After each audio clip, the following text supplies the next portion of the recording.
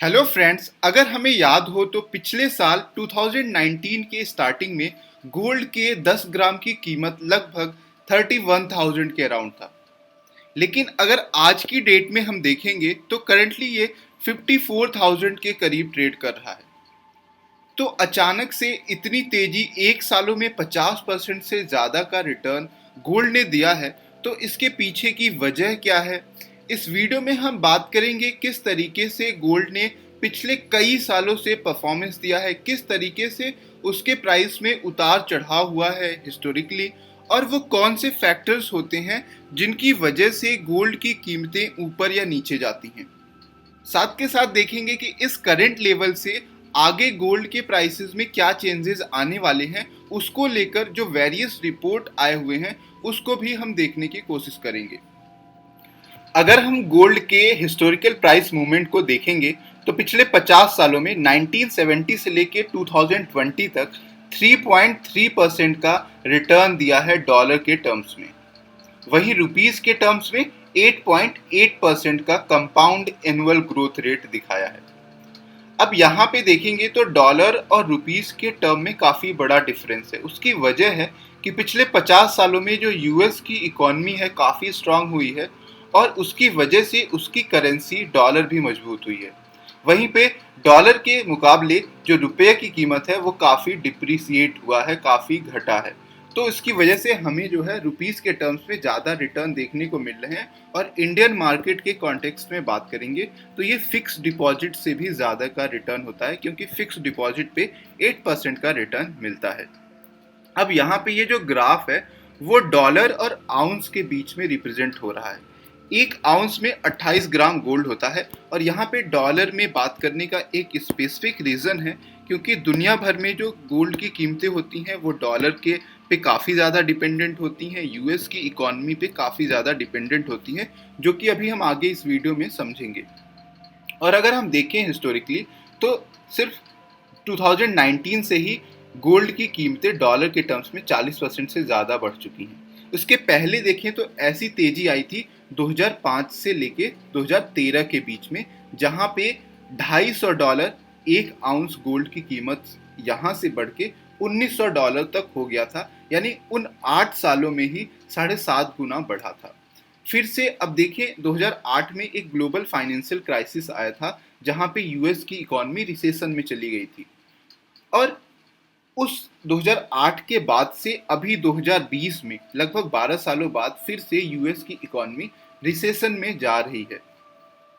सबसे बड़ी वजह है कि गोल्ड की कीमतें यूएस की इकॉनमी पे सबसे ज़्यादा डिपेंडेंट इस वजह से होती हैं कि जो गोल्ड का रिजर्व है यूनाइटेड स्टेट्स के पास, अगर हम देखें तो टोटल जितना दुनिया भर में गोल्ड रिजर्व है उसका 80% गोल्ड यूनाइटेड स्टेट्स में ही है। उसके पास में 8,133 टन गोल्ड रिजर्व है। और इंडिया की बात करें तो 641 टन गोल्ड रिजर्व है। यानी इंडिया जो है 10वें नंबर पे आता है गोल्ड रिजर्व के मामले में। लेकिन अगर हम गोल्ड के कंजम्पशन की बात करें तो पूरी दुनिया में जो गोल्ड का कंजम्पशन होता है वो 50% ज्वेलरी के फॉर्म में होता है, 40% लोग इन्वेस्टमेंट के पर्पज से करते हैं और 10% इंडस्ट्रियल पर्पज के लिए यूज़ होता है।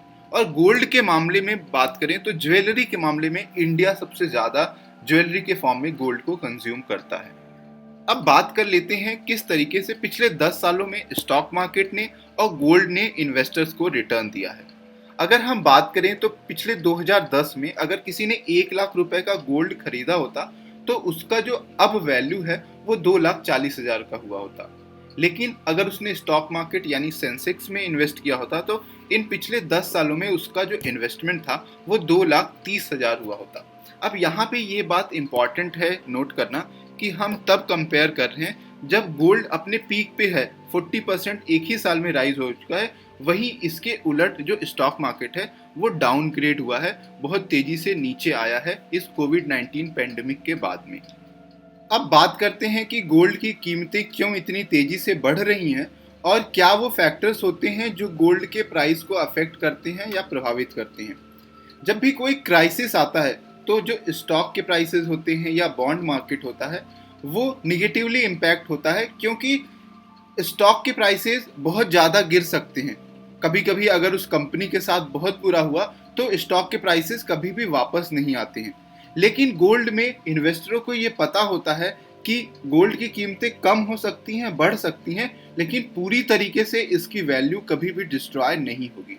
तो जब भी अदर एसेट क्लास पे, स्टॉक मार्केट पे निगेटिव इम्पैक्ट पड़ता है तो गोल्ड की डिमांड बढ़ जाती है, क्योंकि ये एक सेफ हेवन होता है इन्वेस्टरों के लिए। तो गोल्ड की कीमतों पे पॉजिटिव इम्पैक्ट पड़ता है और गोल्ड के प्राइसेस बढ़ने लगते हैं, जैसा कि अभी इस पेंडेमिक में हुआ है। दुनिया भर के अलग अलग देशों में लॉकडाउन लगा है, उससे जो इकोनॉमिक एक्टिविटी है वो बंद हो गई है। खासकर कुछ ऐसे इंडस्ट्रीज हैं जैसे कि एविएशन हुआ, टूरिज्म हुआ, हॉस्पिटैलिटी इंडस्ट्री हुआ, पूरी तरीके से प्रभावित हुए हैं। तो ये सारी वजह से स्टॉक मार्केट के रिटर्न पे बहुत बुरा असर पड़ा है।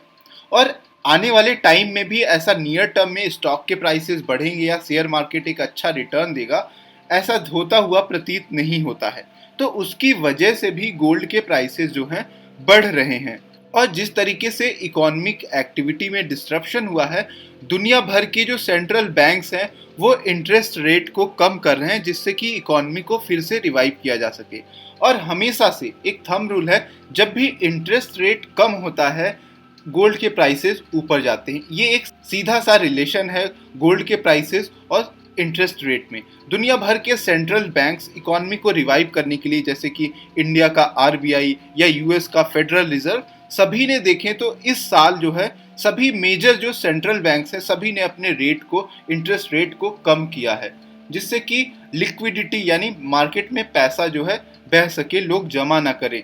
इंटरेस्ट रेट कम होने से ये बेनिफिट होता है कि इकोनॉमिक एक्टिविटी को रिवाइव कर सकते हैं। अगर हम बात करें फ्यूचर प्रोजेक्शन की, जो वेरियस रिपोर्ट्स आए हैं, चाहे मोतीलाल ओसवाल का रिपोर्ट आया हो या फिर एक्सिस सिक्योरिटीज का कमोडिटी को लेके जो एक रिपोर्ट पब्लिश हुआ है, उसमें ये साफ साफ एनालिस्ट ने ये प्रोजेक्शन दिया है कि जो गोल्ड की कीमतें हैं इंडियन मार्केट में 10 ग्राम की 65,000 के करीब हो सकता है नेक्स्ट 18 to 24 मंथ में। लेकिन अगर बात करें जिस तरीके से कोविड-19 का एक्सपेंशन हुआ है, अगर वैक्सीन आती है और इकोनॉमिक एक्टिविटी फिर से स्टार्ट हो जाता है तो फिर यहाँ पे गोल्ड की कीमतों पे एक स्टॉप लग सकता है। लेकिन जब तक कि इकोनॉमिक एक्टिविटी पूरी तरीके से रिवाइव नहीं होती हैं, स्टॉक मार्केट फिर से तेजी से नहीं बढ़ता है, तब तक गोल्ड की कीमतें बढ़ती रहेंगी, इसके चांसेस बिल्कुल है। लेकिन जैसे ही इकोनॉमिक एक्टिविटी नॉर्मल हो जाएगा और स्टॉक मार्केट बढ़ने लगेगा तो फिर से गोल्ड की कीमतों में थोड़ा बहुत जो है गिरावट देखने को हमें मिलेगा। तो यहाँ पे ये चीज़ देखना इम्पॉर्टेंट है कि इकोनॉमिक एक्टिविटी कब जल्दी से जल्दी स्टार्ट होती है, रिज्यूम होती है, नॉर्मल होती है। आई होप आपको ये वीडियो यूजफुल लगा होगा। अगर यूजफुल लगा है तो लाइक ज़रूर करें। Thank you for watching.